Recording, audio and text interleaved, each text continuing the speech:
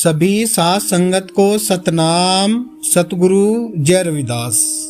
साथ संगत जी, संतों की महिमा भी निराली है, पर मेरे सतगुरु रविदास महाराज की करुणा का तो कोई अंत नहीं है, उनकी महिमा का कोई अंत नहीं है। आज मैं नीरज दास आपको काशी में लेकर चलूंगा, उन काशी की गलियों में लेकर चलूंगा जहां काल भी बेबस ठिठक कर खड़ा हो गया था। यह गाथा उस अहंकारी परिवार और धनी परिवार की है जिसे अपनी ऊंची जाति और दौलत पर बहुत बड़ा गुमान और घमंड था। जब मौत ने उसके लाडले गोपाल को अपने शिकंजे में लिया तो सारी दौलत महल हवेली दरी की दरी रह गई और शमशान की तैयारी थी। घर में मातम था, आंखों में मौत का सन्नाटा था। तभी उस भीड़ को चीरते हुए छोटी सी आयु में संत रविदास जी वहां पहुंच जाते हैं, जिसके चेहरे पर हजारों सूर्यों का तेज था। वह कोई और नहीं, स्वयं ही संत शिरोमणि सतगुरु रविदास महाराज थे। पूरी दुनिया कह रही थी कि गोपाल तो मर चुका है, पर मेरे सतगुरु ने मौत को ललकार कर कहा, उठ गोपाल, तू सो नहीं सकता, अभी तेरी बारी बाकी है, अभी हमारा खेल बाकी है। भक्तों, उस दिन एक मृतक शरीर में दोबारा प्राण संत रविदास ने फूंक दिए। क्या वह कोई चमत्कार था?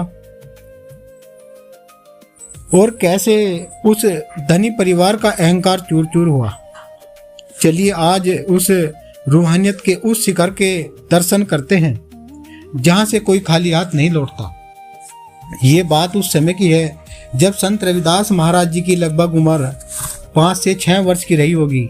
छोटी उम्र थी क्योंकि उन्होंने छोटी उम्र में ही लोगों को सत्संग और ज्ञान उपदेश देना शुरू कर दिया था।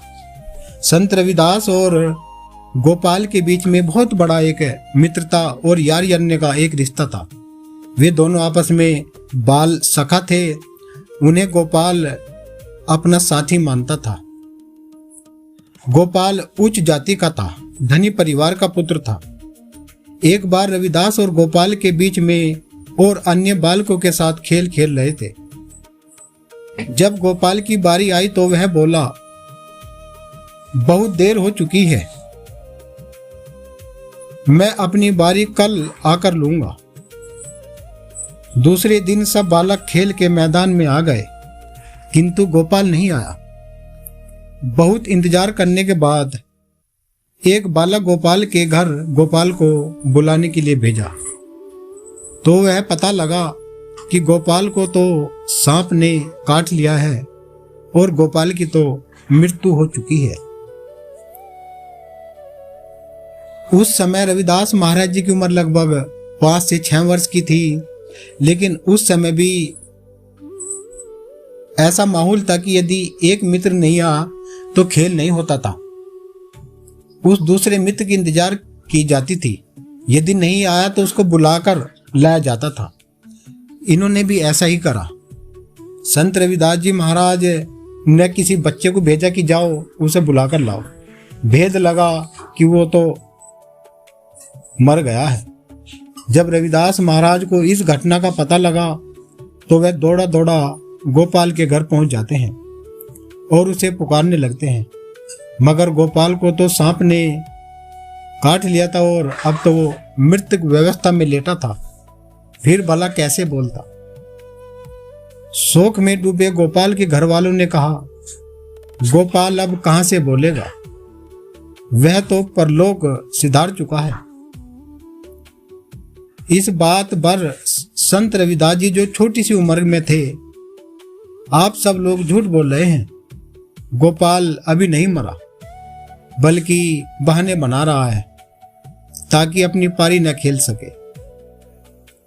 बालक रविदास जी पर किसी की बात पर उन्होंने ध्यान नहीं दिया, क्योंकि संत रविदास जी छोटी सी उम्र में थे। रविदास महाराज जी की बात पर किसी ने ध्यान नहीं दिया।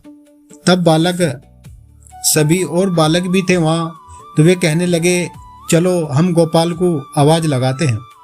तो संत रविदास जी महाराज ने क्रोध में आकर कहा और आगे बढ़कर गोपाल का हाथ पकड़ना चाहा, मगर कुछ अहंकारी और जात पात का भेद करने वाले लोगों ने रविदास को रोक दिया। वहां कुछ ऐसे भी लोग बैठे थे जो रविदास के चमत्कारों को देख चुके थे, उनकी महिमा को जान चुके थे। उन्होंने उन अहंकारी लोगों को समझाया कि रविदास को गोपाल से बात करने का मौका दिया जाएगा। उनके कहने पर रविदास को उन लोगों ने गोपाल के निकट जाने दिया। रविदास ने गोपाल के निकट जाकर उस पर ढका कफन उतार दिया और उसे एक झटके में उठाकर कहा, अरे तू सो रहा है, वहां तेरी पारी के इंतजार में खेल रुका पड़ा है, चल मेरे साथ। गोपाल यो उठ खड़ा हुआ, मानो जैसे गहरी नींद से उठा हुआ हो। गोपाल ऐसे उठकर खड़ा हुआ और रविदास महाराज के साथ चल दिया, जैसे नींद से जागा हो। लोग संत रविदास महाराज का ये चमत्कार देखकर चकित हक्के दक रह गए। यह घटना उस अखंड शक्ति की बहुत बड़ी एक मिसाल थी। वह गोपाल करीब 100 वर्ष तक की आयु तक जीवित रहा। संत रविदास महाराज की इस महिमा को देखकर सभी हैरान रह गए और हक्के तक रह गए। सभी ने रविदास महाराज का जय जयकार करा। छोटी सी उम्र रविदास महाराज जी की, जिसमें वे सभी को बाल लीला दिखा रहे थे। अपनी यानी कि छोटे से संत रविदास जी जो छोटी सी उम्र के थे, उन्होंने छोटी सी उम्र में ही बड़े बड़े अहंकारियों के घमंड तोड़े, बड़े बड़े ऊंची जातियों के घमंड चूर चूर कर दिए। तो साध संगत जी, संत रविदास महाराज की महिमा का कोई अंत नहीं है, उनकी दया का कोई अंत नहीं है। आज भी उनकी दया सभी लोगों पर बरस रही है जो उनकी शरण में रहते हैं, जो उनके नाम में जुड़े हुए होते हैं, जो उनके चरणों में लगे हुए होते हैं। वो उन पर आज भी मेहर दया पूरी करते हैं। तो साध संगत जी, संत रविदास महाराज ने छोटी सी उम्र में ही सत्संग सुनाते थे लोगों को, उस मालिक परमात्मा की महिमा गाते थे। जब उन्होंने परमानंद को गुरु किया और परमानंद ने उनको वो ज्ञान दिया, क्योंकि रविदास महाराज जन्म से ही एक अखंड शक्ति लेकर पैदा हुए थे। वो कोई संत बने नहीं थे, वो तो स्वयं बने बनाए वो मालिक रब सतगुरु रविदास महाराज का रूप धारण करके इस संसार को जगाने के लिए आए। इस संसार में जो गहरी परत माया की लगी हुई थी, गहरी जो अहंकारी लोग, जो जाति बिरादरी ऊंची जाति के जो लोग थे, जब मान लीजिएगा जब पाखंडवाद अपनी चरम सीमा पर हो और जातिवाद अपनी मर्यादा लांघ चुका हो, तो संत रूप में अवतरित होते हैं, प्रकट होते हैं और इस मानव को वे जागृत करते हैं, चेतन करते हैं। तभी तो उन्हें संत कहा है। जैसे कहानी कि आग लगी आकाश में, झरझर पड़े अंगार, और संत ना होते जगत में, जल मरता संसार। ये बात बिल्कुल 100% सत्य है। साध संगत जी, आपने उन काशी की गलियों में आप आज घूम के आए और संत रविदास जी की बाल लीला आपने सुनी है। आपको कैसी ये बाल लीला गुरु रविदास जी की लगी, आप हमें हमारे इस YouTube चैनल पे कमेंट के द्वारा जरूर बताना। साध संगत जी, ये कोई छोटी बात नहीं है। जहाँ एक काल, जैसे महाराज कहते हैं अपनी वाणी के अंदर कि काल हमारा कुकड़ा, यम हमारा गुलाम, और चिल्ले हैं हम सतगुरु के, किसके आगे करें सलाम। रविदास महाराज ने सभी का तो भरम तोड़ा है, उन्होंने किसी का भरम नहीं छोड़ा, सबका भरम उन्होंने चूर चूर करा। जिसको ज्यादा गुमान था, जिसको ज्यादा अहंकार था, ये जो उफान में उड़ा है, उसको वे फरस पर उन्होंने दे कर मारा है। यही एक शक्ति, जो अखंड शक्ति का जो प्रकोप होता है, उसकी जो महिमा का वर्णन होता है, वो इसी प्रकार से होता है। जब किसी भगत को अहंकार हो जाता है या किसी दुराचारी को अपनी सत्ता का अहंकार हो जाता है, तो वो मालिक उसका अहंकार चूर चूर करने में ज्यादा समय नहीं लगाता, थोड़ा ही समय लगता है। इसीलिए कभी भी अहंकार नहीं करना चाहिए। हमेशा अपने गुरु के चरणों में अपने आप को पूर्णतः से समर्पण कर देना चाहिए और समर्पण करने के उपरांत में मैं को खत्म कर देना चाहिए। जब मैं खत्म हो जाएगी तो स्वयं सतगुरु प्रकट हो जाएगा। जब तक मैं रहेगी, जब तक कुछ भी कार्य नहीं बन सकता। इस सारा झमेला इस मैं का ही है। जैसे रविदास महाराज ने अपने बाल सखा गोपाल को मृत्यु की गोद में से बाहर निकाला, उसके मुंह से कफन भी उतार दिया। जैसे अर्थी सजा ली थी, सजा के शमशान की तरफ ले जा रहे थे, उठाने वाले थे, तभी रविदास महाराज ने उस अर्थी पे से कफन उतारा और गोपाल का हाथ पकड़कर उसको खड़ा कर दिया। तो देखो, ना कोई मंत्र लगा, ना कोई तंत्र लगा, कुछ भी नहीं लगा। एक अखंड शक्ति का यो एक ऐसा प्रताप होता है साध संगत जी। तो यही तो वो विधि है साध संगत जी। आप हमारे इस YouTube चैनल को सब्सक्राइबर करें और इस वीडियो को उन लोगों तक जरूर पहुंचाएं जो अहंकार में चूर चूर है, जिनके अंदर चाहे वे कोई सी भी जाति बिरादरी के, उससे फर्क नहीं पड़ता, वो चाहे कोई सी भी जाति बिरादरी, जिसे को अपनी भक्ति पे अहंकार हुआ, जिसे अपनी धन पर अहंकार हुआ, जिसे अपनी यौवन पर अहंकार हुआ, जिसे अपने अच्छे चरित्र पर अहंकार हुआ, उसका अहंकार उस मालिक ने तोड़ा। इसीलिए कभी भी अहंकार नहीं करना चाहिए।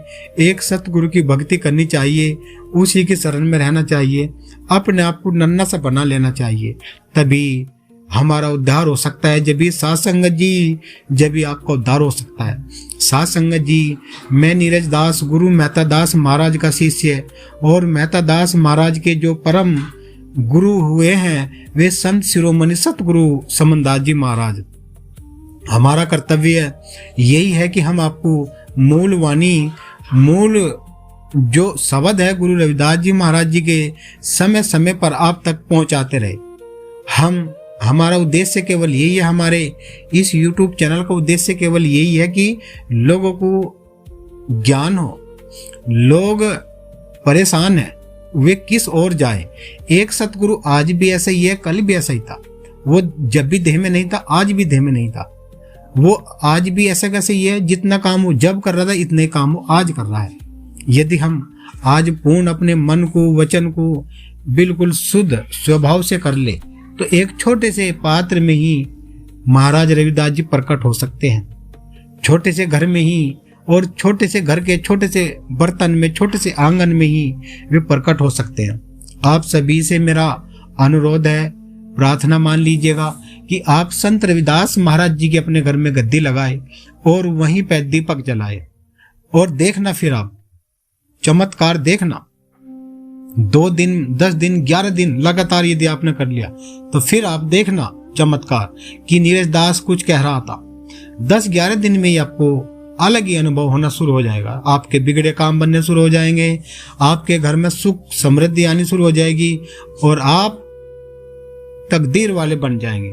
तो साध संगत जी, वीडियो को यहीं समाप्त करेंगे। एक जयकारा लगाएंगे सभी मिलजुल कर, बोलिए संत शिरोमणि सतगुरु रविदास महाराज की जय, संत शिरोमणि सतगुरु समनदास जी महाराज की जय, गुरु मेहता दास महाराज की जय। सभी को सतनाम सतगुरु जय रविदास। साध संगत जी, आपको ये वीडियो कैसी लगी और इस वीडियो से आपको क्या प्रेरणा मिली, हमें कमेंट में जरूर बताना। हम आपके कमेंट का बेसब्री से इंतजार करेंगे। सतनाम सतगुरु जय।